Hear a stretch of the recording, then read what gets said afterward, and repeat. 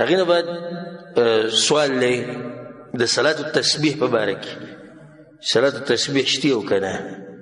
دا سوال مانه په ډېرو موقعو سره په ډېرو موقعو کې شوی. امام ابو داود رحمه الله دا روایت راوړی د عبدالله بن عباس نه. رسول صلی الله علیه وسلم خپل تره عباس ته دا ویلي وو، وایي زه درته یو کار ښیم که دا دې وکړو غفر الله لك ذنبک، الله به درله ګناه وبخي اوله و آخره، شاتني ګناهونه را روان ګناهونه، قدیمه و حدیثه، نوي ګناه زړه ګناه، خطأه و عمده، که په خطا سره شوي ده که عمدن ده نه شوي ده، صغیره و کبیره، غټه ګناه وړه ګناه، سره و علانیته، که ښکاره ده او که پټه ده. خو دا کار چې وکړي دا ګناهونه به ته بخلی کړي. هغه څه دی چې ته به 4 رکعته لمونځ وکړي او په هر رکعت کې به سوره فاتحه وي او سورت به وي. نو کله چې ته د قرات نه فارغه شوې په اولني رکعت کې رکوع له بلاني ترې، نو سبحان الله والحمد لله ولا اله الا الله والله اکبر دا به څو پیرې ووې؟ 15 پیرې. بیا به رکوع له لاړ شي، په رکوع کې به 10 پیرې ووې، بیا به د رکوع نه راپاسې، بیا به 10 پیرې ووې، بیا به سجدې له لاړ شي، بیا به 10 پیرې ووې، بیا به د سجدې نه راپاسې، بیا به 10 پیرې ووې، بیا به سجدې له لاړ شي، بیا به 10 پیرې ووې، بیا به د سجدې نه راپاسې. دویم رکعت تر پاسېدو نه مخکې په ناسته به د 10 پیرې ووې، بیا به دویم رکعت ته پاسې. نو په یو رکعت کې دا شو 75 څو شو؟ 15 پیرې شو 75. دا په هر رکعت کې به دي چې په دې 4 رکعتونو کې به ادا کې.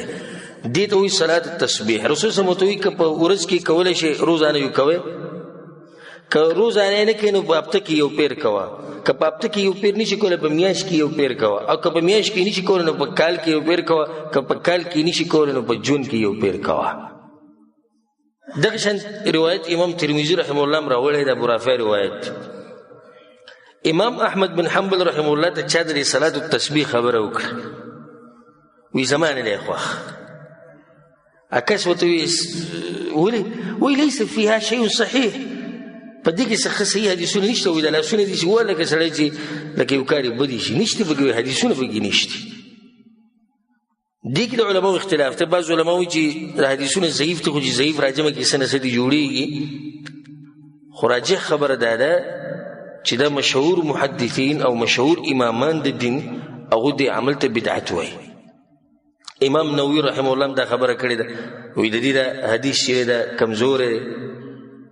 او دغه شان چې دی شیخ الاسلام تیمیه رحمه الله دا کمزوري کړي دي. امام عقیلي وایي دا غټ محدث تیر شوی، دا غټ امام تیر شوی، دا هغوی په دې کې صحیح حدیث نشته. شیخ ابن عثیمین رحمه الله وایي په خپله فتاوه کې وایي ما ته راجح خبره دا ښکاري چې صلات التسبیح بدعت دی د 4 خبرو د لاسه. اولنۍ خبره دا ده چې اصل په عباداتو کې دا دی چې نه به کې مګر دا چې دلیل مضبوط نه، په دې باندې مضبوط دلیل نشي، ټول کمزوري حدیثونه دي. دویمه وجه وی دا ده چې د حدیثونو په خپل هم د یو بل سره ټکره وخوري، بعضو کې فضیلت یو شان دی، بعضو کې بل شان دی. دریمه وجه دا ده چې دین چې څومره مشهور او مشهور امامان دي یو پکې هم دا نه دي ویلي چې دا مستحب دی او کوي. څلورمه د ډېره ناشنا خبره شیخ ابن عثیمین کړې ده، وایي که چېرته دا صحیح ثابت وی نو د امت ته به معلوم وي، ځکه چې دومره غټ فضیلت پکې دی چې تېر شوي راتلونکي ګناهونه ټول بخلی کېږي، زړه او نوي، غټه او لویه، ښکاره او پټه. او هغه د امت بعضو خلکو ته عمل معلومي. بیا خو پکار چې دا عمل سم مشهور وي په دې امت کې. او دومره وخت رسول صلی الله علیه وسلم ورکړی چې په عمر کې یو پیر کوي، نو چا خو به کولی وی په عمر کې یو پیر که نه، دا فضیلت خو به یې نه پرېښودی.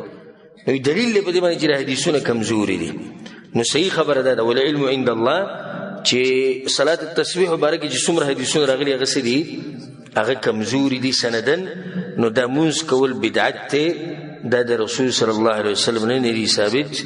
والله اعلم.